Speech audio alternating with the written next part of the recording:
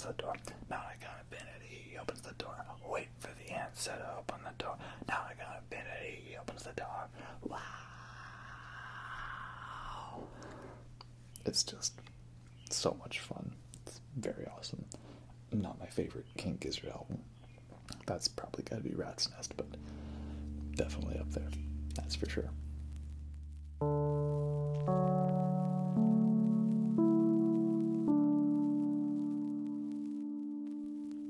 Hello everyone, and welcome to the ASMR review show. For this video, we are going to be talking about the next album in the King Gizzard and the Lizard Wizard ASMR vinyl review series, and that is what is probably their most well-known and biggest album to date, and that is Nonagon Infinity.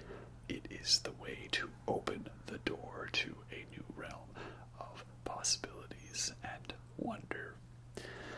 So, figuring out a drink for this album was probably one of the most difficult ones that I had trouble figuring out. But what I ultimately went with was this Crimea River Gose from Driftwood Brewing, with this really creepy, like, sort of siren type mermaid lady of the lake artwork. You know, this looks like something that Geralt might have to deal with in his spare time. And I went with this one because of the song on the album, Wah Wah, right? Wah Wah Wah Wah Wah Wah Wah Wah Wah. Right? So it's like wah, lots of crying, and I was like, oh, Crimea River, you know, wah wah. It's the best I got. I tried. But yeah, it's a good one. Goses are always fun. They're like very light tasting and sour and fruity and delicious.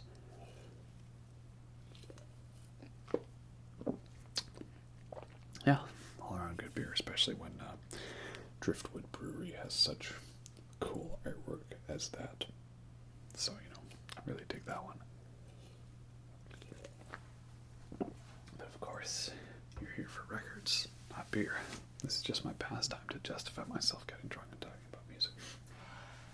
Anyway, this is one of the reasons that took me so long to get this video series going together. This is Nonagon Infinity, and it opens the door.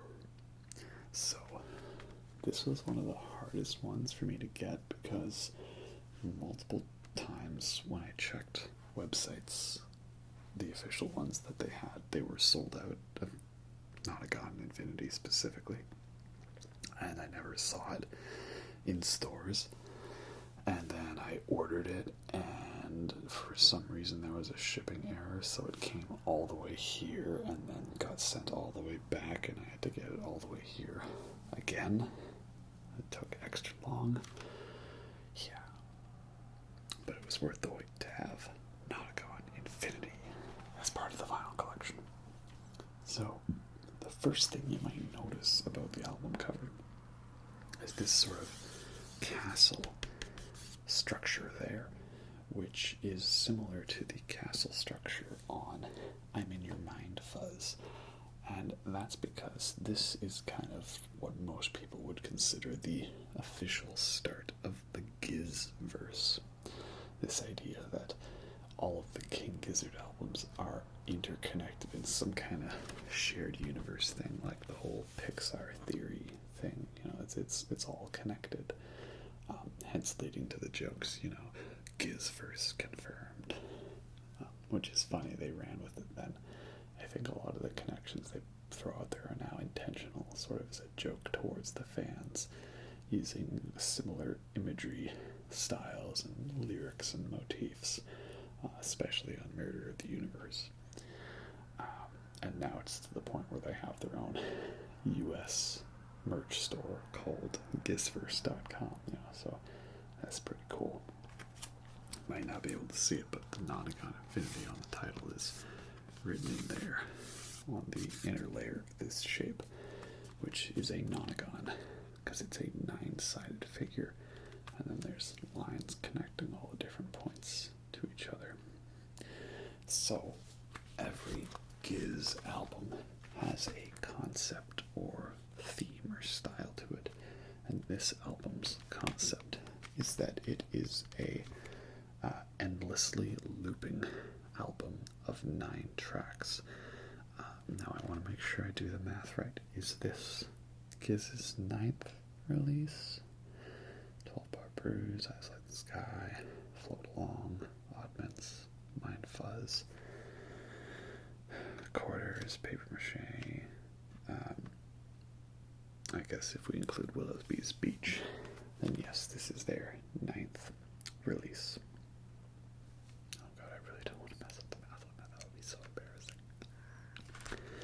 Willowby's, 12-bar, Eyes Like the Sky, Float Along, Fill Your Lungs, Oddments, I'm in Your Mind Fuzz, Quarters, Paper Mache, Nonagon. Yes, it's their 9th. If we're counting Willowby's. And yeah, there's lots of number 9s here, you know. Number 9, number 9, number 9, number 9. 9 songs that all flow from one to the next, and the last song flows back perfectly into the first song.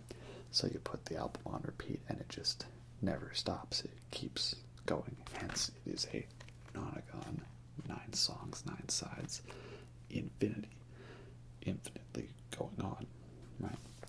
And the concept is not anything new or original. Like Pink Floyd has lots of albums that flow into each other, and like Dark Side of the Moon, all the songs flow together, and it doesn't like loop perfectly, but it ends and begins with the same sound effect.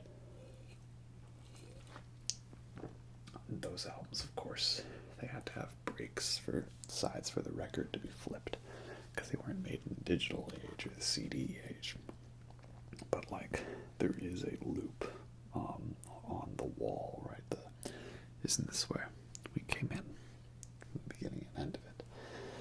So the idea has always been there. I think that just Nonagon is one of the best examples of a album in the digital era, taking that to the full extent and concept. And it is really cool how like the songs kind of, they flow together and they build off of motifs from each other, giving this unified concept to it. And it's fun because there's no real wrong answer on where do I start listening to the album, right? Like, yeah, you could start it from the beginning and play it through and then that's it, but you could start it partway through and then loop the album and then go through the beginning of it and then loop it back again. I've seen a joke that there is no start and stop. It's just you play this album and then it's always on repeat for the rest of your life. It never ends. So here's the back album art. This is one little odd thing though, like even on vinyl, like some of this text for the lyrics is like, what is this? Is this lyrics for ants? It's a little hard to read, and there's all these pictures to go along with the songs. Like, is that the road train, the people vultures, the invisible face, right? The gamma knife, robot stop. And there's this great gatefold artwork. I guess doesn't really do gatefolds normally, but there you go. Photo of the band dressed up in all of their finest references to Alejandro Jodorowsky's Holy Mountain, which I definitely need to watch, seeing as it looks like it was a inspiration for these guys' outfits. Look at that, they got some cute little puppies on the cover. Aren't those puppies nice? I remember I saw on Reddit somebody went as Stu in his outfit for Halloween, and everyone thought he was Doctor Strange. That's unfortunate. But yeah, that's a real fun gatefold of the band. And then on the inner sleeve, got this great photo, which is like, this photo is like me on Mondays days, right? Like, or just me in a lot of life lately, right? I love how Stu just has zero chill about making weird faces and stuff. Right? He just does what he wants, right? So that's pretty great. And then you have the more photos of the band with like the album credits and all that. So yeah, pretty cool. I kind of feel like this was the last album where like King Gizzard was recording it as a band and not like as a collection of songs done by certain individuals. Because for the most part, if you look at the credits for like every album since Nonagon, they're kind of done in like separate parts, and like maybe Stu does most of the bass and Lukey only does bass on like one song or not at all, and he has to learn it all after it's been written so he can play it live. And Eric is only there to do management, not on actual drums, or only drums for a few songs, at least until his departure from the band. So I feel like it's kind of the last one where it's like a full band thing, even though Stu was the one writing all the music for this. The album itself, it's pretty cool. It's like definitely a really weird psychedelic splatter design going on, and like definitely a different vibe on both sides. Now, I will say though that there is a downside to having this album on vinyl, and that is the whole infinite looping thing doesn't really work. Right? That is a downside to it, because Nonagon Infinity is made for the digital CD online era. It's not like this is some fancy record where like the needle is specifically guided through the grooves through a secret second side, and it like goes back magically and it flips the record itself. Like, no. To save you time, you still have to flip the record on your own. Basically, all the songs fade in and out that are at the beginning and ends of their respective sides. So like at the start of the album, it doesn't start right away on track 1. It's fading in from the end of track 9.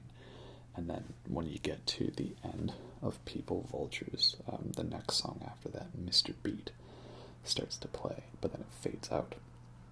So then when you go to side 2, it fades in from People Vultures to play Mr. Beat, and then Road Train, the last song on side 2, plays in its entirety, and it goes partway into track 1, Robot Stop, but then it fades out before it can really get going. Which I think if you had to do a looping album with no gaps in between sides or songs, that was a pretty nice way to do it with the fade-ins and fade-outs. Probably out of all their albums with connections like that I can think of off the top of my head, probably the album that's handled it best. I'm not a fan of how Murder of the Universe splits Lord of Lightning in 2 on vinyl. I think if they had just made it a double album with each like song being its own side and then having etching on the 4th side, that could have been good. Or maybe throw some live songs on there like some bands do to fill up the extra space. And I always thought it was weird that like on KG that Some of Us, it ends abruptly, but then it still does the woo and the fade out of Intrasport.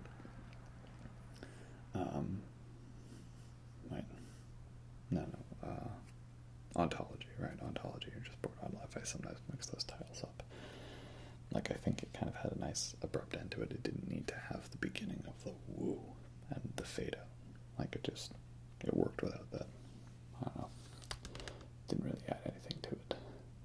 But Nonagon has handled it quite well.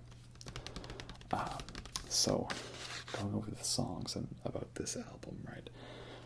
this is probably, in my opinion, the not my favorite King Gizzard album, but the best King Gizzard album, what I think. Like, this would be King Gizzard's Dark Side, or their Sgt. Pepper, or, you know, I can't think of an example, their Master of Puppets, right? Just the album that's like the best and most well done, well received, and most deserving of attention.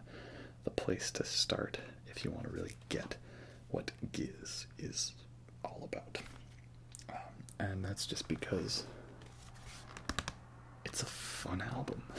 There's no other way to put it. The album starts you in the face right away with that Nonagon Infinity, he opens the door. Nonagon Infinity, he opens the door. And then it just kicks you right in the face and just takes off from there, all real nice and heavy and fun and fast. Like, this is their garage rock sound at its peak of quality and intensity. And the song Robot Stop, quite a fun song with lots of different little parts to it. Really an intense song. And I like how they throw in a bit of a riff from Hot Water from Mind Fuzz in there. That's kind of your first hint about the whole Giz-Frisk connection, right? First you got the castle from Mind Fuzz being here, and then you've got a song from Mind Fuzz, Hot Water's flute riff, being played partway through the right.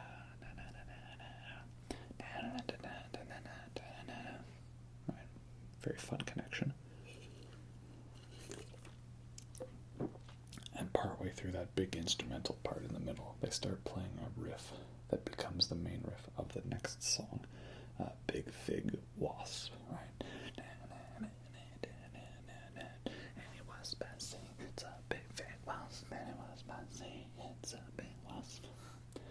Another long song, in terms of Giz, that is, songs where if you really sit down and listen to them, they actually feel like they go on a lot longer than they actually do. And then I keep echoing that phrase, right? Nonagon Infinity, open the door. Which I think is, if I'm remembering my Gizverse facts correctly, like something about the impending apocalypse, the Nonagon Infinity being the end of the world and opening the door to the new future of the end of the world. And then, so those two songs really kick off the album on a very high-paced, really in-your-face mood, right? That's just very fun and adventurous. None of this slow build, just press play, there you go. And then the next pair of songs is probably two of Giz's most well-known songs and famous songs. And really, I think the pair that, even if you don't like King Gizzard, you can really get into those songs and agree on how they work. And that's Gamma Knife and People Vultures, both of which have hilariously trippy Hodorowski Holy Mountain inspired videos. And they both play off of similar riffs and styles. They're also fast-paced, like the other songs, and they're just fun. Like, I know there's videos that have gone into big, in-depth analyses on this lyric connects to the Giz verse from that, and this goes here, and all these things. And I'm just like, this is all really cool and awesome, but really this album is just a total blast from start to finish, right? Every song comes on and you're just really in the mood, in the zone. And it's been a thing to joke about how my favorite part of a King Gizzard song is when Stu says woo, which he does a lot.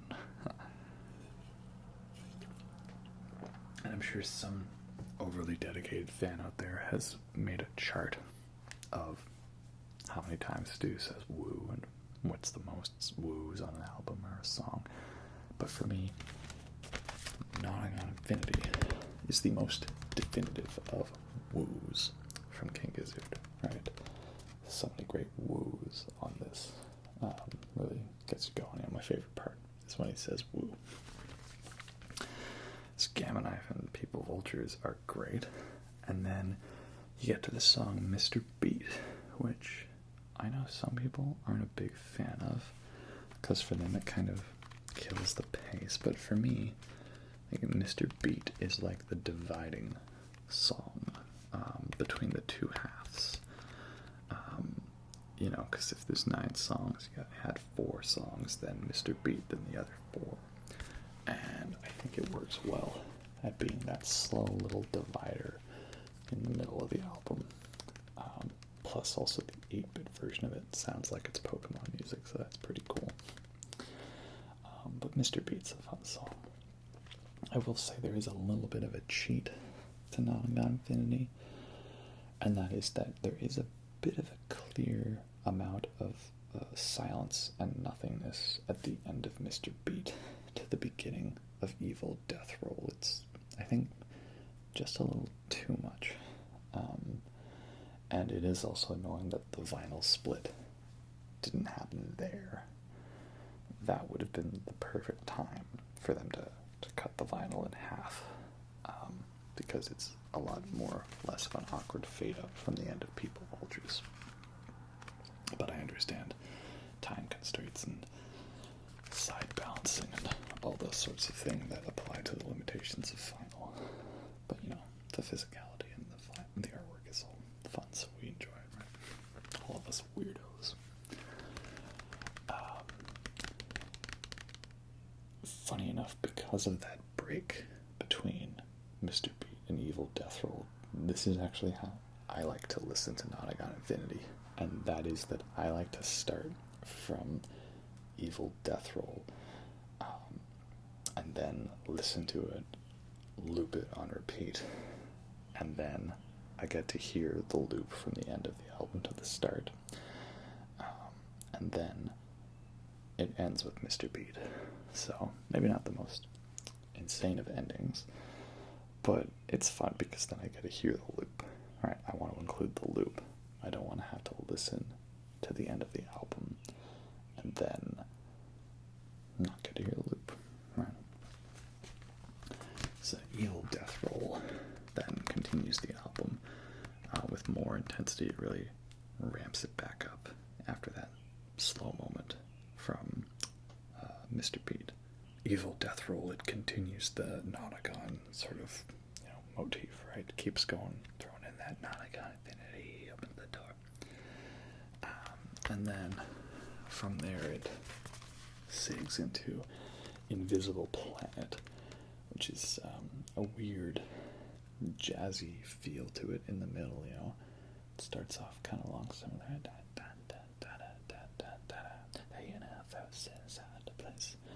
But then you get that kind of like they were hinting towards sketches, right? I feel that Nonagon definitely was the thread to many different styles of albums from them. Like, you could probably pick, what part of the album do you like? You like this part the most. Okay, go listen to that album then. Oh, you like this part. Well, then go listen to that album instead. Visible Face, great. And then that transitions through a really fun drum fill into wah wah. Wah wah so much that you want to cry me a river. Right?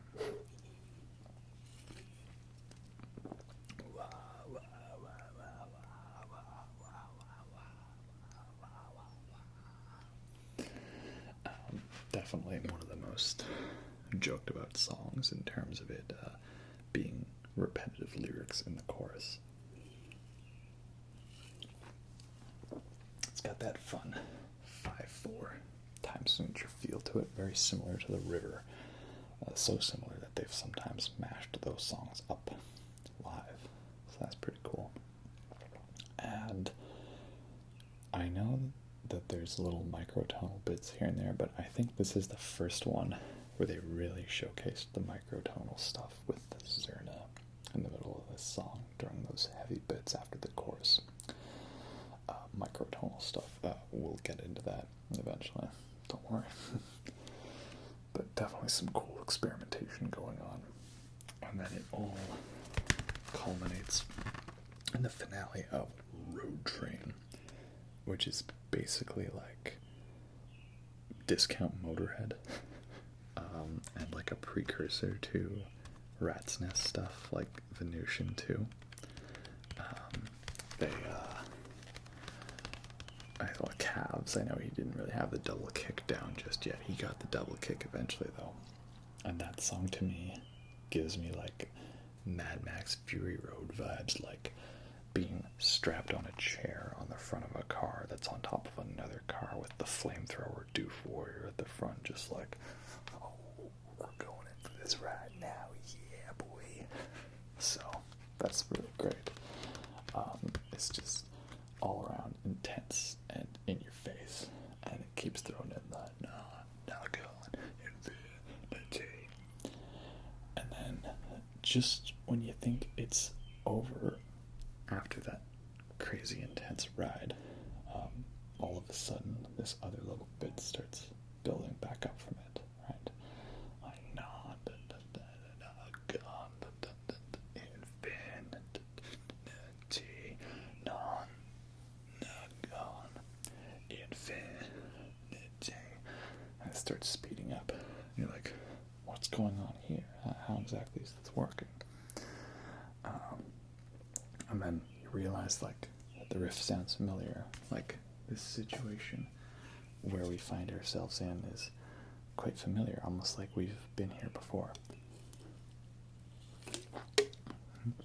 And this is the part where you want to make sure that you have the album set on repeat. Because if you didn't have it set on repeat, you wouldn't be able to watch the album, as it magically goes back to the beginning and jumps perfectly right back into the